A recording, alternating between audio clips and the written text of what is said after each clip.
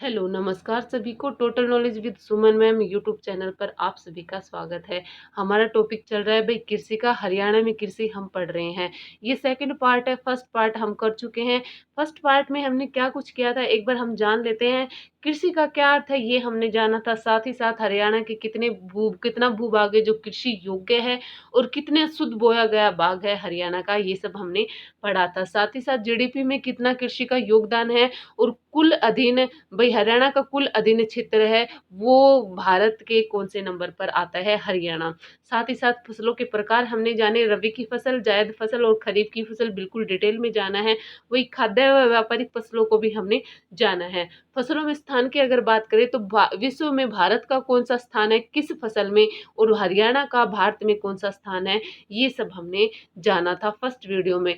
Second इस video के भाई डिस्क्रिप्शन में आपको फर्स्ट वीडियो का लिंक मिलेगा, आप देख सकते हैं, बिल्कुल डिटेल में करवाया गया है। आज हम हरियाणा की बिल्कुल सभी प्रमुख फसलें हैं उनको पढ़ेंगे, बिल्कुल डिटेल में पढ़ेंगे। इतना मैं आपको गारंटी लेती हूँ कि दोनों वीडियो को देखने के बाद आपका कृषि से अगर कोई भी क्वेश्चन आता है तो आपका एचएससी में नहीं छूटेगा और 100+1% कृषि से संबंधित आपका क्वेश्चन पूछा ही पूछा जाता है। आइए हम स्टार्ट करते हैं। हरियाणा की प्रमुख फसलों की बात करें तो सबसे प्रमुख फसल है आपकी गेहूं। गेहूं आपके हरियाणा के 22 के 22 जिलों में बोई जाती है। पूछा जाए सबसे अधिक कौन सी फसल बोई जाती है तो वो आपकी गेहूं बोई जाती है। पूछा जाए उत्पादन किसका अधिक होता है तो आपके गन्ने का उत्पादन सबसे अधिक होता है। बोई गेहूं जाती है लेकिन उत्पादन आपके गन्ने का होता है। अब गेहूं के बारे में बात करें तो सबसे पहले वैज्ञानिक नाम जान लेते हैं।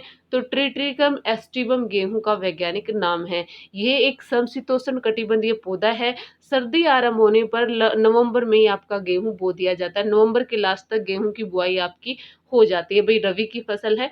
गेहूं को बोते समय तापमान की अगर हम बात करें तो 10 डिग्री से 15 डिग्री सेल्सियस आपका तापमान होना चाहिए और पकने के लिए 20 से 28 डिग्री, या आप 25 भी बोल सकते हैं, 20 से 28, 20 से 25 डिग्री सेल्सियस आपका पकने के लिए तापमान होना चाहिए। वर्षा की अगर हम बात करें तो 50 सेंटीमीटर से 75 सेंटीमीटर आपकी वर्षा होनी चाहिए। भाई आजकल सिंचाई के साधन काफ़ी है, क्योंकि हम बात करें तो सिरसा में सबसे अधिक गेहूँ होता है, लेकिन सिरसा में तो वर्षा सबसे कम होती है, तो आजकल सिंचाई के साथ साधन काफ़ी हैं, तो अकेले वर्षा पर निर्भर कृषि है, वो अकेली वर्षा पर निर्भर भई नहीं है। तो वर्षा कितनी होनी चाहिए, पानी कितना होना चाहिए, 50 सेंटीमीटर से 75 सेंटीमीटर भई उसमें खेत में पानी होना चाहिए जहाँ आप गेहूँ की बुआई कर रहे हो। हल्की दोमट मिट्टी होनी चाहिए। दोमट मिट्टी और हल्की चिकनी मिट्टी भी गेहूँ के लिए उपयुक्त होती है।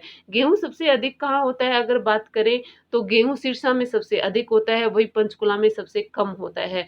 सिरसा में लगभग 12% गेहूँ होता है। हरियाणा का जितना भी गेहूँ होता है उसका 12% गेहूँ है, वो अकेला आपका सिरसा देता है। यही हरियाणा की अगर बात करें तो हरियाणा भारत को 12% गेहूँ देता है और कम खपत अधिक उपज और कम खपत होने के कारण हरियाणा को गेहूँ की टोकरी कहा जाता है। वही हिसार की अगर हम बात करें, हिसार जिले में लगभग 9% गेहूँ होता है। वही जींद में लगभग 9%, अलग 8%, या आप कह सकते हैं 9% कह सकते हैं। फतेहाबाद में 7% गेहूँ होता है। यानी टॉप 4 की अगर हम बात करते हैं गेहूँ उत्पादन में तो आपके पहले स्थान पर आपका सिरसा है।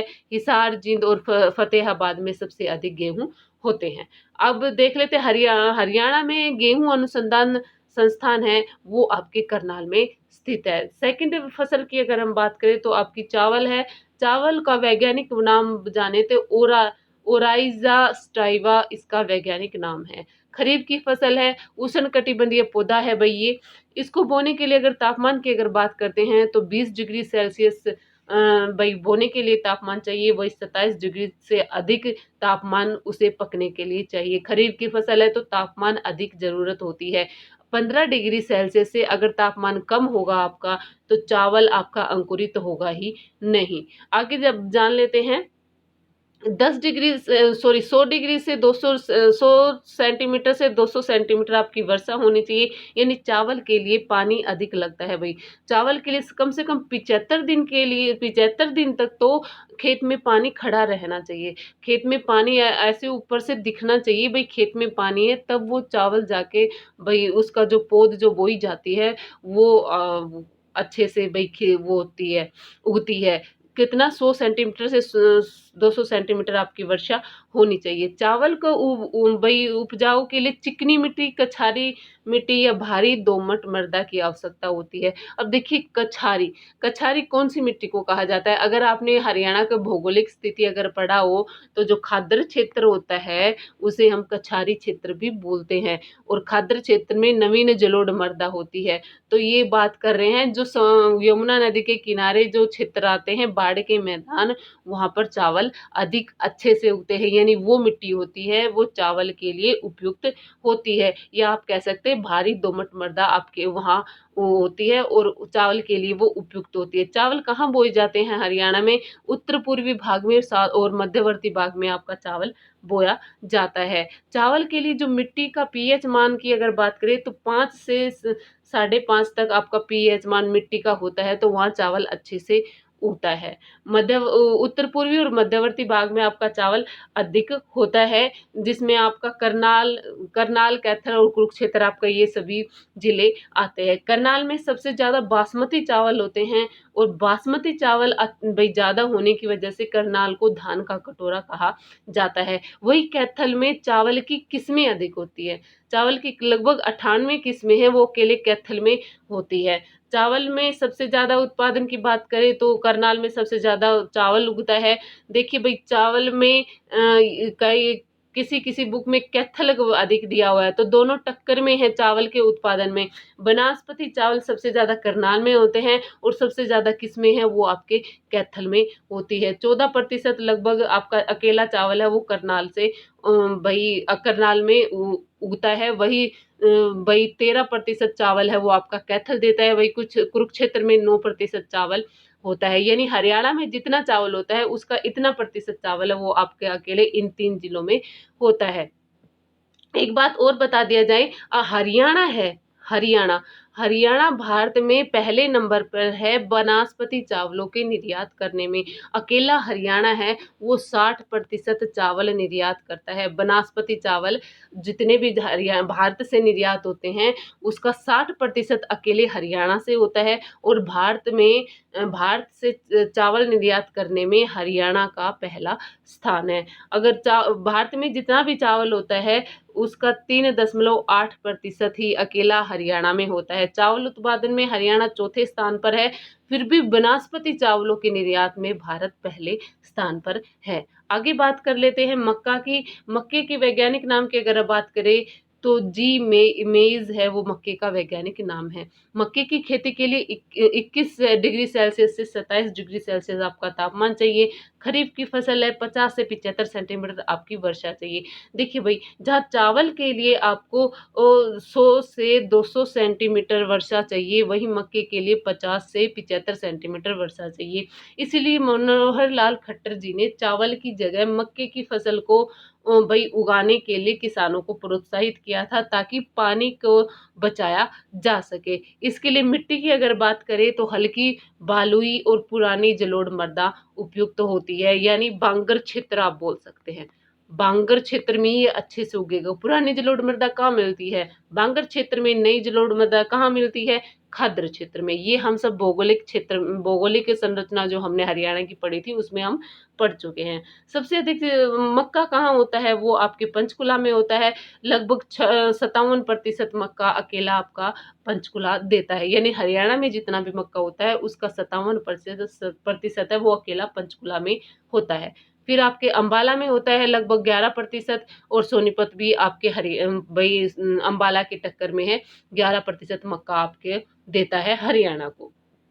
आगे बात कर लें, यानी टॉप 3 में आपके पंचकुला, अम्बाला और सोनीपत मक्का उत्पादन में आते हैं। गन्ने की अगर बात करें तो गन्ने का वैज्ञानिक नाम है सक्करम ऑफिसिनेरम। ये आपका गन्ने का वैज्ञानिक नाम है। गन्ने की फसल को तैयार होने में लगभग 1 साल का समय लगता है और गन्ने का भाई गन्ने का जो पौधा है वो बाँस की प्रजाति का है। पूछा जाए किस प्रजाति का, तो बाँस की प्रजाति का है गन्ने का पौधा। ये उष्णकटिबंधीय और उपोष्णकटिबंधीय फसल होने के कारण इसे 20 से 27 डिग्री तापमान की ज़रूरत होती है। वही वर्षा की बात करें 100 से 200 सेंटीमीटर आपको औसत वर्षा उपयुक्त होती है इसके लिए। देखिए भई, आपके चावल और गन्ने के लिए पानी की ज़रूरत ज़्यादा होती है। वही एक बात करें गन्ना और कपास, गन्ना और कपास है वो आपकी ज़मीन की उर्वरा शक्ति को कम करता है भई। गन्ना और कपास आपकी उर्वरा शक्ति को कम करता है। वही बात करें दालें और ढेंचा, एक आपने पढ़ा होगा ढेंचा, हमारे यहाँ इधर कहते हैं ढांचा। अभी फिलहाल आपको मिलेगा खेतों में, 6 से 7 फुट लंबा होता है, लंबी-लंबी फलियाँ होती है और लकड़ी इसकी काफ़ी मजबूत होती है। ढांचा बोलते हैं इधर आम भाषा में लोग, बुक्स में आपको ढेंचा मिलेगा। और साथ ही साथ जो दालें होती है, चना होता है, ये आपकी उर्वरा शक्ति को बढ़ाते हैं, ज़मीन की उर्वरा शक्ति को बढ़ाती हैं। वही आपका जो गन्ना है ना, वो आपकी उर्वरा शक्ति को घटाता है। साथ ही साथ कपास भी अपनी ज़मीन की उर्वरा शक्ति को घटाती है। इसलिए गन्ना और कपास के लिए खाद की, हरी खाद की, कंपोस्ट खाद कहते हैं जिसे, और आपकी जो यूरिया वगैरह है इनकी ज़्यादा ज़रूरत पड़ती है। और अब बात आते हैं तो 100 से 200 सेंटीमीटर आपको वर्षा चाहिए होती है गन्ने की। गन्ने का जो पौधा है उसकी जन्म स्थान की बात करें तो भारत बताया जाता है। भई गन्ने की उपज सबसे पहले कहाँ हुई, तो भारत में हुई थी। यमुनानगर में सबसे अधिक गन्ना होता है, लगभग 27% अकेला जो गन्ना है हरियाणा को वो यमुनानगर देता है। 10% आपके करनाल में होता है, वही अम्बाला भी करनाल की टक्कर में है गन्ना उत्पादन में। यानी टॉप 3 की बात करें गन्ना उत्पादन में तो सबसे ज़्यादा यमुनानगर, करनाल और अम्बाला में गन्ना उत्पादन होता है। आगे देख लेते हैं कपास को। कपास का जो वैज्ञानिक नाम है वो आपका ग्रोसिपियम वैज्ञानिक नाम है। कपास का जो पौधा है उसका जन्म स्थान भारत बताया जाता है। अगर आपने भई सिंधु घाटी सभ्यता बिल्कुल ध्यान से पढ़ी हो, तो सिंधु घाटी सभ्यता में कपास का व्यापार होता था यूनान के साथ। हमारा जो कपास का व्यापार होता था वो किसके साथ होता था? यूनान के साथ। और यूनानी लोग जो कपास को क्या कहते थे? सिंड्रोम कहते थे। और इसी वजह से सिंधु घाटी सभ्यता को सिंड्रोम सभ्यता के नाम से भी जाना जाता है। अगर आपने सिंधु घाटी सभ्यता बिल्कुल डिटेल में पढ़ी होगी तो जो कपास का पौधा है वो सिंधु घाटी सभ्यता में वहाँ उसके साक्ष्य मिले हैं। तो जभी से ये भाई कपास चली आ रही है और कपास का जन्म स्थान है वो भारत को बताया जाता है। साथ ही साथ आपका ऋग्वेद और मनुस्मृति में भी कपास का वर्णन मिलता है। ये उष्णकटिबंधीय फसल है भाई कपास आपकी। अभी फिलहाल आपकी कपास बिल्कुल तैयार हो रही है, मतलब खेतों में खिली हुई है, चुगा जा रहा है। ये खरीफ की फसल है और 20 सेंटीमीटर से 30 सेंटीमीटर उसको तापमान चाहिए होता है और 50 से 100 सेंटीमीटर इसको वर्षा चाहिए होती है।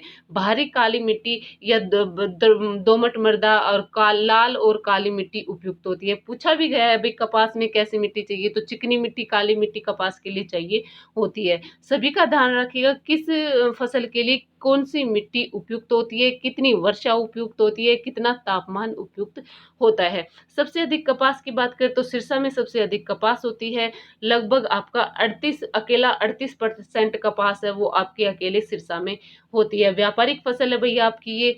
हिसार में आपकी लगभग 25% कपास हिसार देता है, वही फतेहाबाद 14% कपास देता है हरियाणा को। यानी टॉप 3 की बात करें तो सिरसा, हिसार और फतेहाबाद कपास उत्पादन में सबसे आगे हैं, जो आपके गेहूं उत्पादन में भी सबसे आगे हैं। आगे बात कर लेते हैं सरसों की।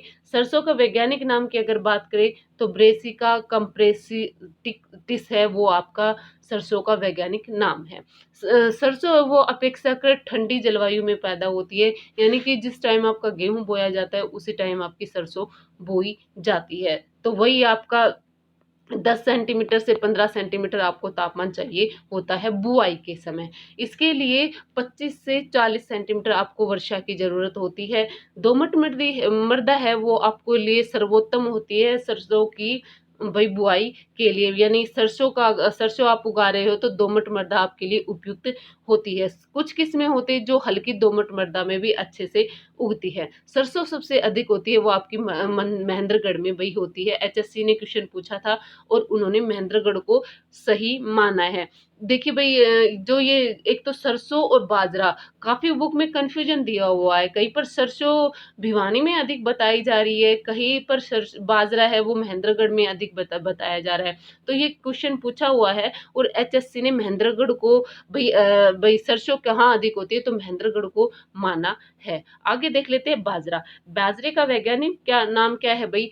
पेनिसिटम ग्लूकम वैज्ञानिक नाम है आपके बाजरे का। बाजरे के उत्पादन के लिए 25 डिग्री से 30 डिग्री आपका तापमान होना चाहिए और 50 से 75 सेंटीमीटर आपकी वर्षा होनी चाहिए और लाल पीली हल्की भारी दोमट मृदा बलुई मिट्टी आपके लिए उपयुक्त होती है। किसके लिए? बाजरे के लिए। फिलहाल आपके बाजरे की कटाई चल रही है, खरीफ की फसल है बाजरे की। बाजरा उत्पादन सबसे अधिक आपका भिवानी में होता है। आगे बात कर ले जो सबसे अधिक आपका भाई भिवानी में होता है। जो भाई जो के का वर्णन आपका ऋग्वेद में भी जो का वर्णन मिलता है और ऋग्वेद में जो को यव कहा गया है, ध्यान रखिएगा। जो को ऋग्वेद में क्या कहा गया है? यव। अगर आपने वैदिक काल पढ़ा है, उत्तर वैदिक काल, पूर्व वैदिक काल, तो जो वगैरह के बारे में बिल्कुल अच्छे से समझाया गया है। जो को यव कहा जाता है था, प्रमुख फसल होती थी उस टाइम की। चना है वो आपके सबसे ज्यादा भिवानी में होता है। वही ज्वार की बात करें तो ज्वार सबसे अधिक आपके रोहतक में होती है। ये हमने भाई पढ़ लिए है अनाजों के बारे में पढ़ लिया है। अगर हमने अनाजों के बारे में पढ़ लिया है तो एक बात और बताते चले। एशिया की दूसरी सबसे बड़ी मंडी की अगर हम बात करें, वो कुरुक्षेत्र के लाडवा में भाई एशिया की दूसरी सबसे बड़ी अनाज मंडी है। वही हरियाणा का पहला अनाज व वस्त्र बैंक है, वो आपका कहाँ पर है? वो आपका पानीपत में खोला गया है। मनोहर लाल खट्टर जी के द्वारा कब खोला भाई? 17 अप्रैल 2016 में हरियाणा का पहला भाई अनाज बैंक खोला गया था। कहाँ पर? पानीपत में। पानीपत के सेक्टर 25 में खोला गया है।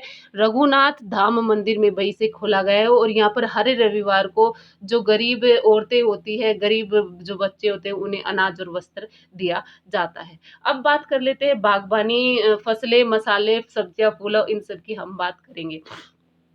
हरियाणा में 4.90 लाख हेक्टेयर, या आप कह सकते हैं लगभग 5 लाख हेक्टेयर में बागवानी क्षेत्र के अधीन आता है। यानी जितने क्षेत्र पर कृषि की जाती है उसका जो उसमें 4.90 लाख हेक्टेयर में आपकी बागवानी की जाती है, यानी 7.8% भाग पर। करनाल के घरोंडा में centre of excellence for vegetable स्थित है, या आप कह सकते हैं सब्जी उत्कृष्टता केंद्र आपके करनाल के घरोंडा में बनाया गया है। वही सिरसा में centre of excellence for fruit, या आप कह सकते हैं फल उत्कृष्टता केंद्र सिरसा के मंजियाड़ा में बनाया गया है। और ये मंजियाड़ा परियोजना है, ये बागबानी मिशन के तहत आती है। क्वेश्चन पूछा गया है मंजियाना परियोजना कौन सी परियोजना है, तो ये बागबानी मिशन है भाई। ये मंजियाना परियोजना है जो, क्योंकि सिरसा में सबसे अधिक आपके फल और सब्जियां होती है। और पूछा जाए सबसे कम कहाँ होती है, तो सबसे कम आपके महेंद्रगढ़ में होती है। गुरुग्राम में फूलों की आधुनिक मंडी स्थापित की जा रही है। वही गन्नौर में अंतर्राष्ट्रीय स्तर की मंडी का तेजी से विकास आपका हो रहा है। साथ ही साथ बात करें आलू प्रौद्योगिकी केंद्र की स्थापना खट्टर लाल जी के द्वारा की गई है। कब की गई है भाई? 2016 में आलू प्रौद्योगिकी केंद्र स्थापित किया गया है नीलोखेड़ी में। करनाल के नीलोखेड़ी में आलू प्रौद्योगिकी केंद्र स्थापित किया गया है। वही हमारे भाई बागवानी विश्वविद्यालय बनाया गया है। कहाँ पर? करनाल के अंजन स्थली में बागवानी विश्वविद्यालय बनाया गया है। अब देख लेते हैं कहाँ पर फल सबसे अधिक होते हैं। तो सेब और केला सबसे अधिक आपके फ़तेहाबाद में होते हैं। लेकिन पूछा जाए पहली सेब मंडी कहाँ खोली गई है, तो वो आपके पंचकुला में खोली गई है। लेकिन सेब और केला आपके फ़तेहाबाद में सबसे अधिक होते हैं। आम की बात करें तो करनाल और अम्बाला में आम सबसे अधिक होते हैं। आंवला, नींबू, संतरा और आड़ू ये आपके सिरसा में सबसे अधिक होते हैं। वही फल और सब्जियां में सिरसा का पहला स्थान है। अंगूर की बात करें तो अंगूर आपके कुरुक्षेत्र में होता है और अमरूद आपका करनाल में होता है। पूछा जाए अमरूद प्रदर्शन केंद्र कहाँ है, तो वो आपके फतेहाबाद के भूना में है। अमरूद प्रदर्शन केंद्र की अगर बात करते हैं तो वो फतेहाबाद के भूना में है। वही अमरूद कहाँ होता है, तो वो आपके करनाल में होता है। सबसे अधिक फूल कहाँ होते हैं, तो फूल सबसे गुलाब के फूल है वो आपके चंडीगढ़ में होते हैं। एशिया में सबसे अधिक होते हैं भाई गुलाब के फूल चंडीगढ़ में, एशिया में सबसे अधिक आपके अकेले चंडीगढ़ में होते हैं। गेंदे के फूल की बात करें तो गुड़गांव में गेंदे के फूल सबसे अधिक उत्पादित किए जाते हैं। ग्लोडियस और रजनीगंधा फूल आपके फरीदाबाद में सबसे अधिक होते हैं। ग्लोडी हरियाणा में पूछा जाए सबसे अधिक कौन से फूल का उत्पादन होता है, तो ग्लोडियस फूल का सबसे अधिक उत्पादन होता है। खुम्बी या मशरूम की अगर बात करते हैं तो सोनीपत में खुम्बी मशरूम सबसे अधिक बोई जाती है और भारत में हरियाणा का खुम्बी उत्पादन में पहला स्थान है। आलू और शकरकंदी आपके भाई कुरुक्षेत्र में सबसे ज्यादा होती है और हरियाणा में सबसे अधिक किस सब्जी का उत्पादन होता है, तो वो आपके आलू का होता है। प्याज सबसे ज़्यादा आपकी अम्बाला में बोई जाती है और मसालों में हल्दी है वो हरियाणा में सबसे ज़्यादा होती है और हल्दी सबसे ज़्यादा हरियाणा के किस ज़िले में होती है, तो वो आपके अम्बाला में होती है। ये भैया मैंने आज कृषि को बिल्कुल कंप्लीट किया है, बिल्कुल डिटेल में किया है। अगर आपको मेरा पढ़ाया हुआ अच्छा लगा हो तो वीडियो को लाइक कीजिए, शेयर कीजिए, कमेंट कीजिए और चैनल पर नए हैं तो सब्सक्राइब कर लीजिएगा। धन्यवाद।